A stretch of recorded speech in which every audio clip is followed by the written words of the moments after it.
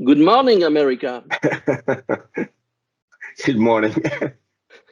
Comment vas-tu, Jean? Bonjour. Ça va très bien. Bonjour. Bonjour, Michel. Alors, on voulait parler un petit peu aujourd'hui au niveau de la self-défense. Mhm. Comment toi, tu vois les choses? Et puis aussi la méthode que vous avez développée, le 3C, c'est le Cario Concept Combat System, si je ne me trompe pas. Ouais, c'est C3, c'est Carrier Combative Concept. C'est pas un système self-défense, c'est un concept en fait. C'est un concept qui va à l'encontre en fait des concepts des systèmes self-défense traditionnels. Oui, tout à fait. Ben, on voit souvent dans les vidéos qu'on voit sur YouTube, comme tu l'as mentionné à plusieurs reprises.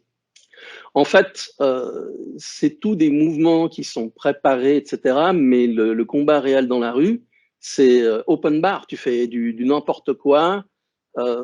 Les gens ne vont pas réagir. Ben, ils vont te cracher dessus pour t'aveugler. Mhm. Moi, souvent, quand j'ai eu des problèmes, ben, j'avais un verre avec moi qui contenait un liquide, peu importe. Tu le jettes à la figure de la personne, histoire de créer un mouvement qui te permet de prendre du temps et puis de neutraliser. Et ça, les gens ne comprennent pas. Mhm. Comment tu arriverais à expliquer ce genre de choses et puis comment toi tu approches les protections dans la rue, comment tu te protèges, comment les gens qui font les cours avec toi, la formation, arrivent à changer d'optique par rapport à tout ce qui est, je dirais, formation théorique. Et puis on oublie totalement, comme tu l'as dit, le côté mental, le côté psychologique, la détection autour de soi. Mhm. Donc voilà, je te laisse la Mais parole. ce qu'il y a, c'est que il faut démarrer en fait par le début, c'est que peu importe l'enseignant qui va montrer des techniques, déjà il faut regarder d'où est-ce qu'il vient.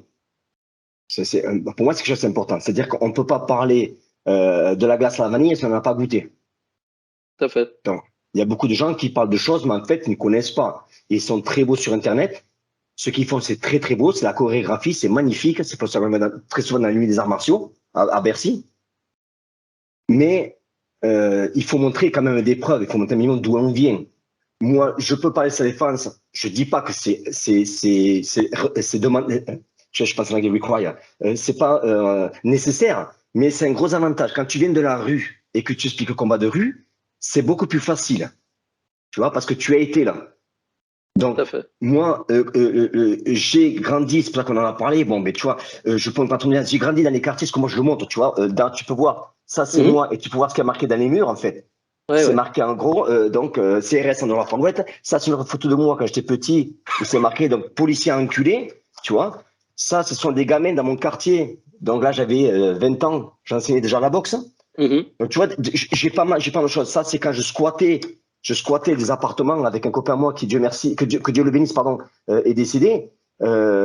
Donc, j'ai gravi les quartiers. J'ai braqué le postier de la ville où j'habite. Le quartier, j'habitais la Far West, c'est un quartier de délinquants, une zone de non-droit, comme on dit. Il y avait 300 000 francs français. Ça fait 60 D'accord. 000 euros. Tu vois? Ouais. J'ai été renvoyé de 4 écoles. J'ai été abusé par mon grand-père. Donc, les couches, c'est ce que c'est en prendre. Donc, moi, quand je Mhm. parle, je montre. Donc, je montre mon passé. Le point est tout simple. C'est que des gens qui te parlent quelque chose qu'ils ne connaissent pas. C'est-à-dire, c'est très bien de faire la salle défense dans un club où tu vas te retrouver avec ton copain, ta copine que tu connais. Il va te saisir comme ça. Tu vas faire 1, 2, 3, 4. Tu vas faire exactement ce qu'il te fait.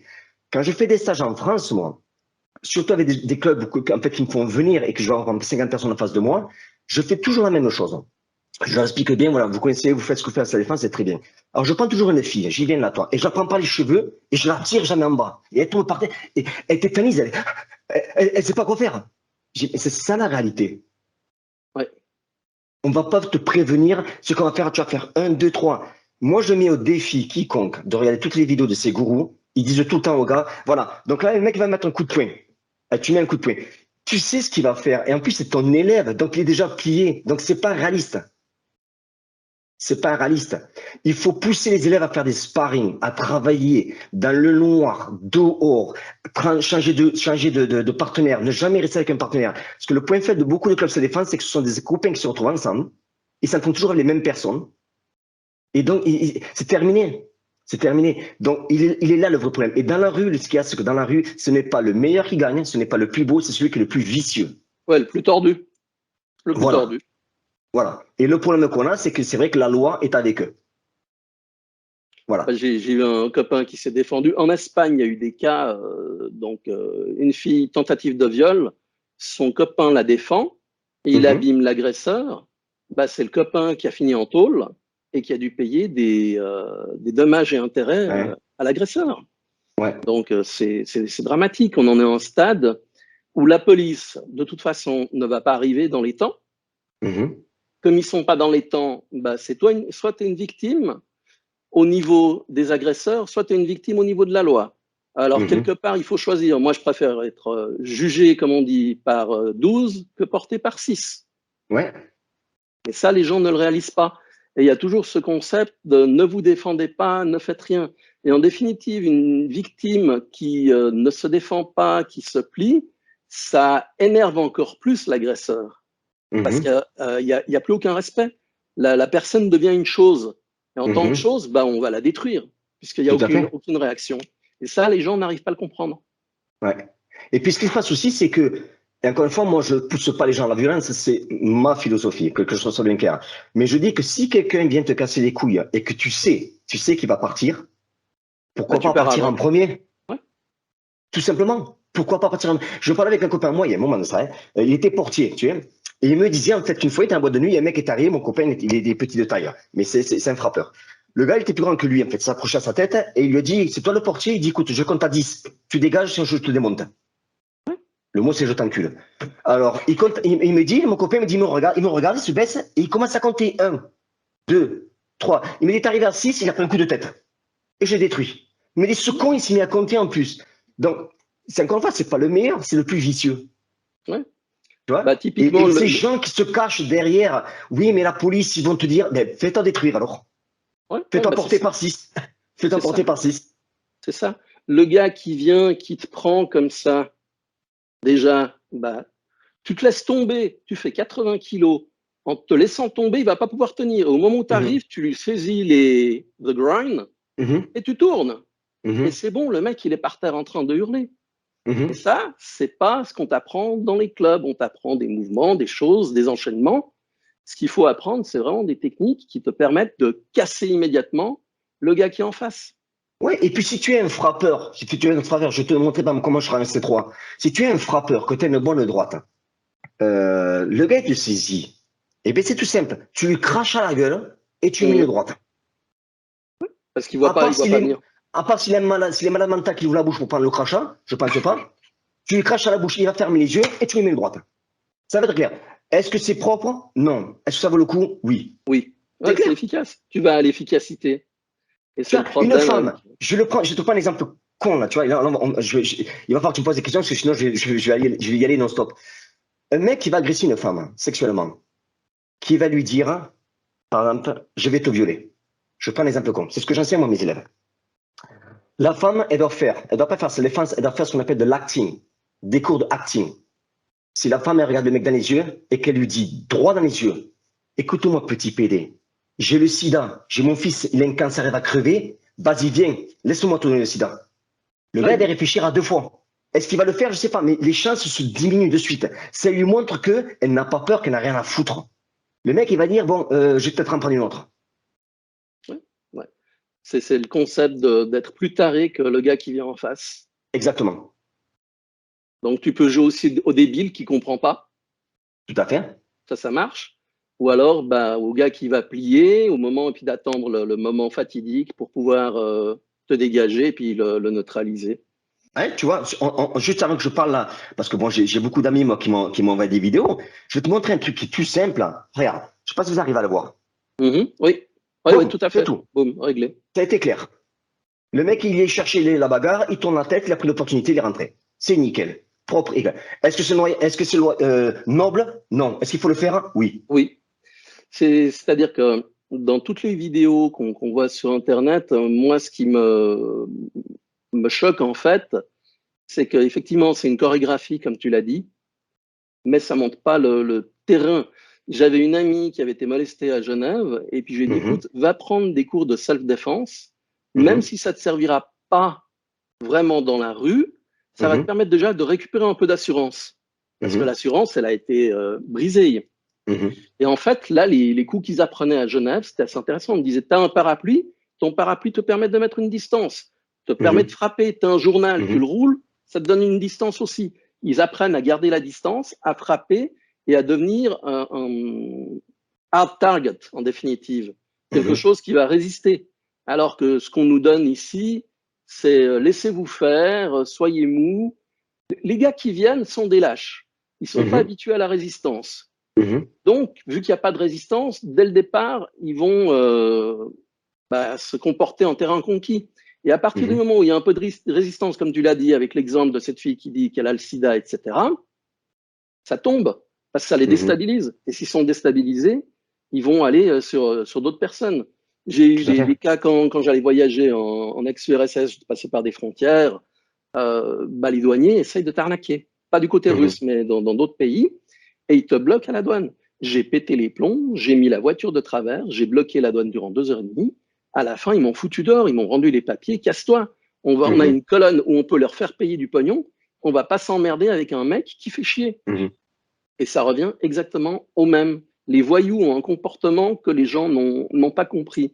Et pour comprendre ce comportement, toi, tu as été des deux côtés, on va dire. mhm, Moi, j'ai toujours été à la frontière, c'est-à-dire que En gros, les voyous ne savent pas si je suis un flic, et mhm. les flics ne savent pas si je suis un voyou. Je suis Ok. toujours dans ce jeu-là. Et c'est ce Mhm. que tu parles de la psychologie qui est intéressant et qu'il faut développer. Donc, le côté psychologique qu'on n'apprend pas, ça, toi, tu le fais dans ton concept. Oui. C'est hyper important. Parce que ça démarre, à part si on te prend par surprise, il va toujours avoir une petite confrontation. Donc la psychologie, elle est hyper importante. J'ai un module, la psychologie du combat, dans le C3, où justement j'explique ça, à quel point pouvoir en fait voir ce que l'adversaire, lire ses intentions des gens, c'est très facile. Si tu arrives il y a des systèmes à voir, très facile à voir ce qu'il va faire. Et quand tu as la confirmation que tu sais qu'il a fait quelque chose de mal, il faut agir de suite, la première opportunité. Il faut surtout pas la rater. Oui, Tu par vois? exemple, tu es en confrontation et tu vois que le débit de gars qui parle s'accélère, les Mhm. mots qu'il utilise se réduisent, et à la fin, c'est même plus du oui-non, c'est Tout à des fait. bruits. Donc là, il faut tout de suite attaquer parce qu'il Voilà. il va se déclencher. Oui, Et où le ça, gars les gens, c'est commence à serrer le poing, tu sais, ou à commencer à regarder à droite à gauche pour être sûr qu'il n'y a pas de témoin. Faut surtout pas visiter. Et c'est pour ça que faire des sports de combat, ça aide énormément, parce que ça t'aide à développer en fait cette agressivité. Parce que la seule oui. défense n'est pas agressive. Non, non, non, c'est pour bloquer, c'est pas pour neutraliser, enfin, neutraliser, détruire. C'est juste du blocage. Et le Ouais. blocage face à ces gens-là, c'est pas quelque chose qui fonctionne. Oui, et puis ce qui se passe aussi, une chose que les gens, c'est important, et moi je les invite à faire, c'est que moi j'ai travaillé plus de 10 ans ici avec la police. Mhm. J'ai entraîné des SWAT, des policiers, des députés shérifs. J'ai vais en France, les gens sur mon site internet, jacques.com, ils vont voir toutes les recommandations que j'ai de gendarmerie, que ce soit le colonel, le lieutenant-colonel, le capitaine, etc. J'ai rien de chier. Je pense que je vais en France. Ce qu'il y a, c'est que quand je viens, personne ne le sait, mais j'ai toutes les lettres. Parce que t'en as, en fait, par rapport à moi, qui disent qu'ils ont entraîné toutes les forces de l'ordre, il n'y a aucune preuve. Bon, moi, je les montre. Donc, en travaillant 10 ans ici, avec la police ici aux États-Unis, la violence ici, c'est vrai qu'elle est quand même un peu plus forte qu'en France. J'ai vu des choses mais c'est incroyable. J'ai vu des choses, c'est incroyable. Quand tu vois une femme se faire agresser qui prend 10 coups de couteau dans le vagin par son copain, c'est pas beau à voir, tu vois. Non, Et quand tu vois vraiment la réalité, que tu montres des photos à des gens, quand je vais en stage en France, je montre des photos où les gens ils sont oh putain, je dis mais c'est la réalité. Vous croyez quoi dans la rue que je croyais que c'est comme dans les films, 1, 2, 3, 4, 5, 6 et puis c'est bon. Non, c'est pas comme ça. Quelqu'un qui a une arme à feu et qui se tire en nettoyant l'arme à feu, qui se met une balle dans le pied, il pense, oh, ça fait un trou. Non, non, non, c'est horrible. ça C'est t'éclate horrible. tout. Voilà. Et ça, les gens ne le voient pas. C'est pour ça que quand j'ai fait un stage en France, très souvent, j'ai qu'on s'appelle des médecins, mais j'ai aussi comment on appelle ça en France, des légistes, médecins légistes, Des qui viennent légistes. et qui montrent. Et ça ouvre les yeux. Tu vois, les gens se disent, ah putain, je pense pas que... Parce que c'est sérieux. La self-défense, c'est sérieux. C'est très sérieux. Il y a le problème de tous ces films qui montrent, c'est quelque chose qui est acté, qui est préparé, on sait exactement comment on va frapper, etc. Mhm. Et les gens ont cette image dans les yeux. C'est comme pour les armes à feu. Ils pensent qu'avec une arme à feu, tu peux tout faire. Non, mais si tu ne sais pas utiliser ton arme, ça va Tout se à retourner fait. contre toi. Mhm. Tout à Et, fait. et puis, quand tu sors une arme à feu, la première chose que tu dois savoir, c'est que tu vas peut-être détruire la vie de l'autre, la famille de l'autre, ta vie et ta famille. Et ça, Tout à les gens fait. n'en sont pas conscients. C'est pour ça que aux États-Unis, quand un policier sort l'arme à feu, le citoyen ne bouge pas. Parce qu'il sait que s'il a sorti, il va tirer, il peut tirer, il peut tirer comme ça. Ouais. Donc, ça change tout. Ça change tout. Ah, Tu vois? ici, il faut justifier, il faut remplir des papiers, etc. Moi, quand j'avais dû la sortir dans un contexte où il y avait des policiers qui avaient peur, qui n'ont pas agi, moi j'ai agi. Mhm. Celui qui a fini en tôle, c'est pas le méchant, hein. Ça a été Ouais. moi. Eh oui, c'est ça, ouais, ouais. Bon, c'était un choix. Tout à fait, exactement, voilà. C'est un choix. Légitime défense d'une tierce personne. Le gars était acculé dans un coin. Le type avait une bouteille. Je te mets un coup de bouteille dans les boyaux. Tu Ouais. fais quoi? Voilà, Mhm. j'ai dû sortir l'arme. Et par chance, j'ai réussi à ramener l'agresseur dans un mode réel, parce que c'est la vision tunnel, hein, autant du Mhm. Tout à côté de fait. celui qui défend que de celui qui agresse. Et ramener une personne qui est dans cet état, en état normal, c'est très difficile. Ça a été au moment où j'ai refait un mouvement de charge et qu'une balle est tombée qui a roulé sur le comptoir. Et là, il a pris Mhm. conscience que c'était pas une plaisanterie. Ouais. Et il a posé sa bouteille. Donc, par Mhm. chance, il n'y a pas eu de blessé, ni d'un côté ni de l'autre. Mhm. Mais ça, faut le vivre. Et tous Mhm. ceux qui se disent, moi j'ai fait ci, j'ai fait ça, non, non, tant qu'on n'est pas dans l'action et qu'on ne le voit pas, on ne sait pas. Tout à fait. Ah, je suis d'accord avec toi. Mais tu sais aussi, quand on parle de toutes ces techniques, c'est pour ça que je suis vraiment la lèpre pour certains qui sont dans sa défense, parce que je suis en train de casser de tout leur business. C'est que tu as un boxeur que je respecte énormément qui s'appelle Cyril Diabaté, qui a boxé pour UFC, qui est un grand champion en Muay Thai. J'ai un Voilà. de mes élèves j'ai un de mes élèves qui l'a boxé à Cyril. Euh, il explique bien. Quelqu'un qui fait dans sa défense, on te dit tu mets une droite, ils vont te faire 1, 2, 3, 4, 5, 6, et à la fin, les gars, les fins, ils gagnent tout le temps, alors technique fantaisiste. Bon, jusqu'à preuve du contraire, hein, MMA, les techniques que ces mecs de sa défense montrent, elles sont autorisées. Pourquoi on ne les voit pas? Parce qu'elles ne marchent pas.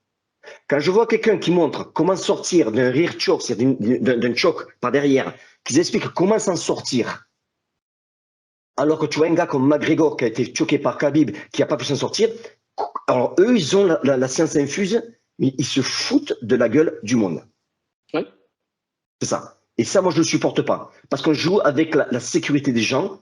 Et moi, je pousse les gens, la meilleure défense que je pousse les gens, c'est tout simplement, c'est ce que je fais en dehors de mes business, c'est que je pousse les gens, en fait, à quitter l'endroit où ils vivent, hein, et de devenir financièrement indépendants, de bien gagner leur vie pour pouvoir déménager dans une ville, hein, ou un village où c'est plus sain. Et comme ça, ils auront moins de chances d'être confrontés à la violence. Oui, tu as aussi l'autre option. J'en discutais avec la fille d'un ami militaire. Et son père, bon, elle habite dans le 9 Cube, en France. Ça te donne un Mhm. ordre d'idée. Elle a été voir directement les gars qui dirigent un peu tout ça. Mhm. Elle a été manger avec eux, elle s'est présentée.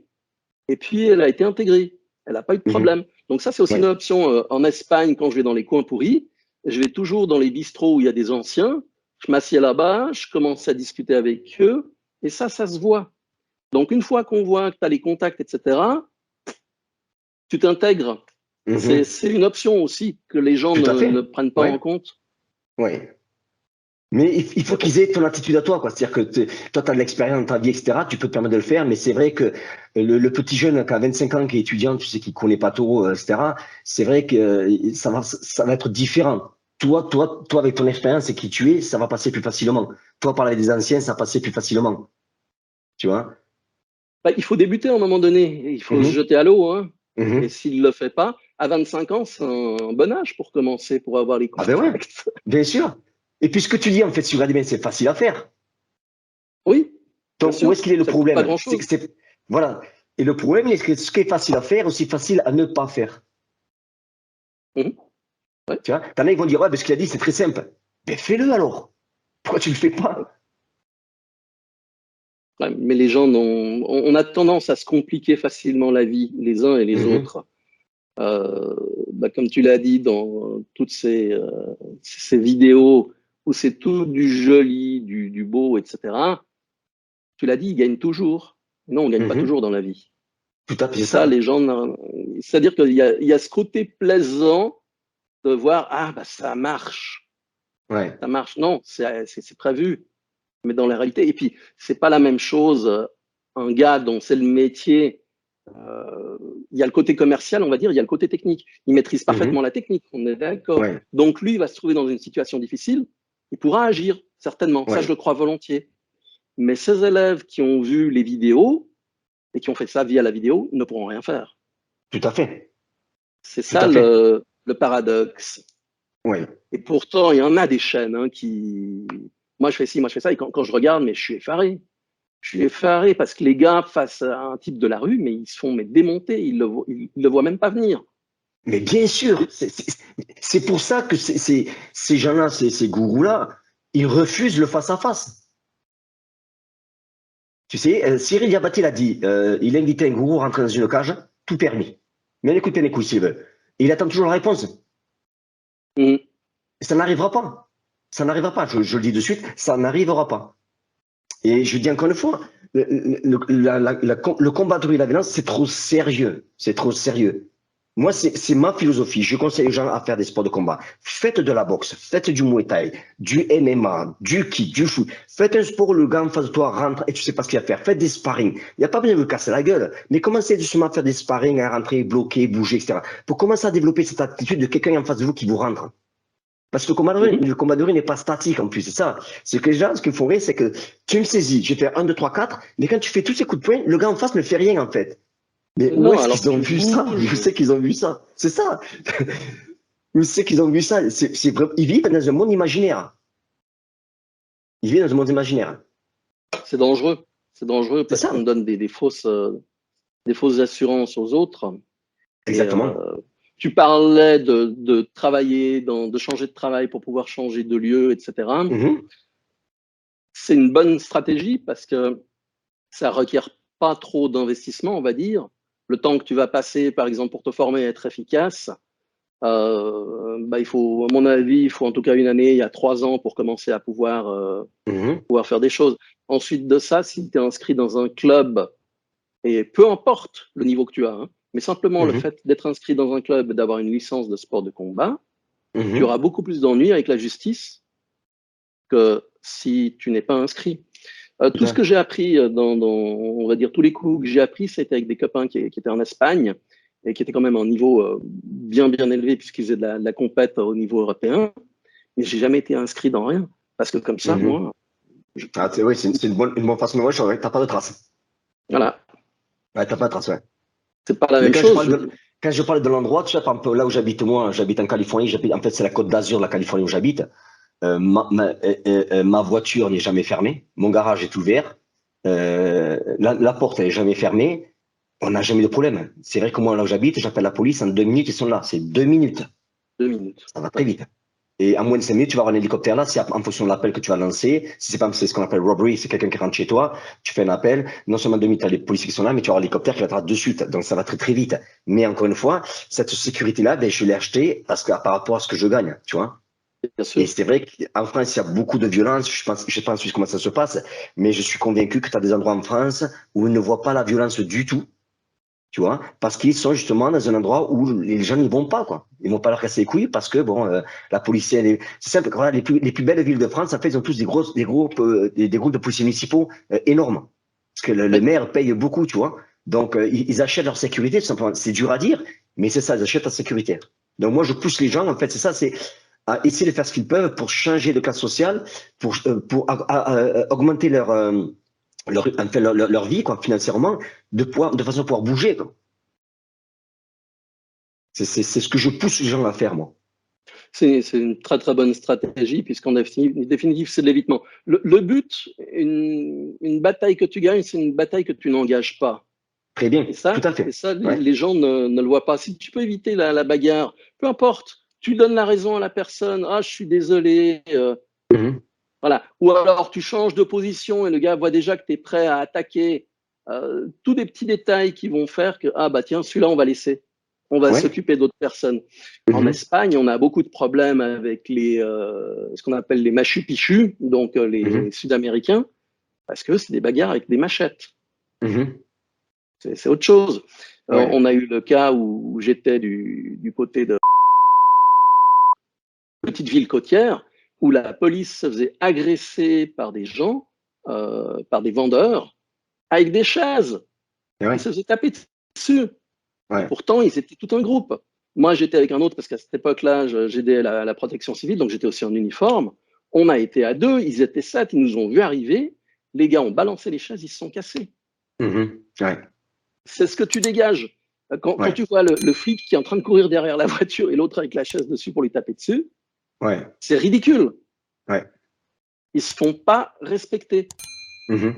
Et c'est un problème qu'on a encore plus en Suisse, où bah, la police, pour mettre des amendes aux citoyens, oui, mais pour agir ici, ça m'est arrivé de devoir téléphoner à la police parce que les flics sont en train de se faire taper dessus par les dealers, Mhm. et que la police ne croit pas, tu raccroches le téléphone, bon, bah, c'est moi qui vais aider.